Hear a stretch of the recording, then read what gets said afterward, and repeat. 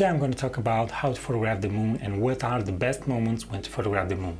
Before I start to show you some photos and share with you my thoughts and ideas and tips on this matter, I'm pretty sure many of you clicked on this video to find out settings on how to photograph the moon.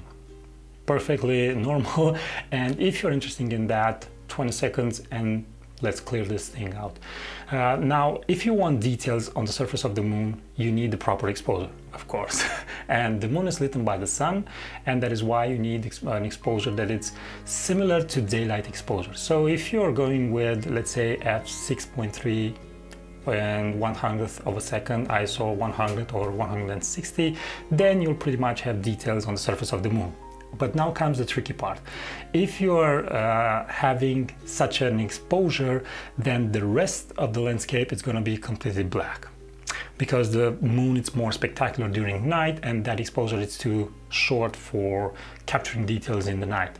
Now, I don't want photographing just the moon in the frame. I think it's a cliche. It's nothing that interesting, and because of that I want to capture the moon together with the landscape, to have a relationship between the moon and the landscape.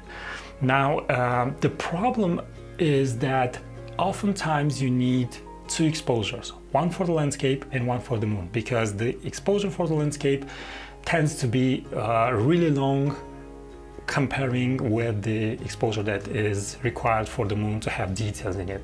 For example, in this shot where we are photographing during the blue hour, it's almost sunrise, but the light is not there yet. So the exposure for the landscape is much longer than the moon, and the moon looks like a big blob in the sky or a big star or a big UFO. You don't have any idea what is really exactly. So I could have done two exposures, but I want to have the ability to capture everything in only one shot. In order to have details on the surface of the moon and details in the landscape, you need to have a certain light both on the moon and on the landscape. Now, the most beautiful light on landscapes is during sunrises or sunsets. Okay, in order to have moon in relation with the landscape, the moon has to be fairly down in the horizon, or at least in the relationship with the subject, with the landscape. But I found that the best moments during sunrise and sunsets is to have also the luck to photograph the moon during moonrise or moonset. Of course, there are applications where you can check this. For example, I'm using Sun Surveyor for this. If you want, you can give it a try, search it on the App Store, and you'll find it. Now, let's talk about a few of the photos. For example, here I was photographing the sunset at Cinque Torri during my workshop in the Dolomite, and we've packed all our gear because the sunset was over. We're starting to hike down, and just as we're starting to hike, the moon is starting to rise over the horizon, and because of that we stopped.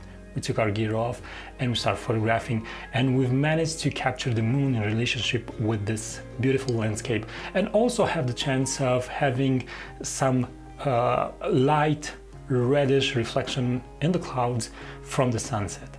And that, I think, created an interesting image, an image that is poetic, that it's like a fairy tale if you want, an image that tells a beautiful story about a beautiful moment. Another really interesting moment was during a sunrise, and when I went to photograph the sunrise, I saw that the moon was setting.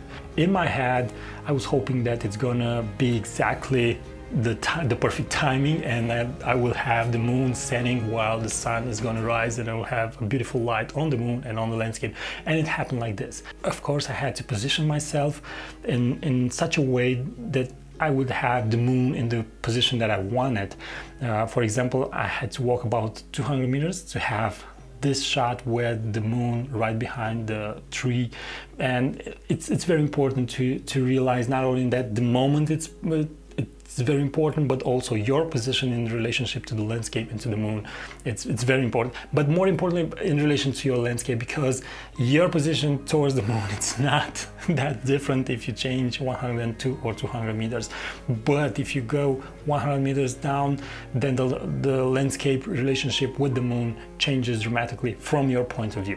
So I hope that you found this short tutorial or tips useful, and I really hope that right now photographing the moon, capturing details in the moon, or creating an interesting image with the moon and the landscape, it's not a secret anymore. With that being said, I hope that you will subscribe to this YouTube channel if you're not already subscribed. Click the notification bell icon to know exactly when I upload a new video, and if you're already subscribed, thanks for watching, for commenting and supporting me and sharing my work on different social platforms. Until next time, keep on photographing. It's the only way you can get better.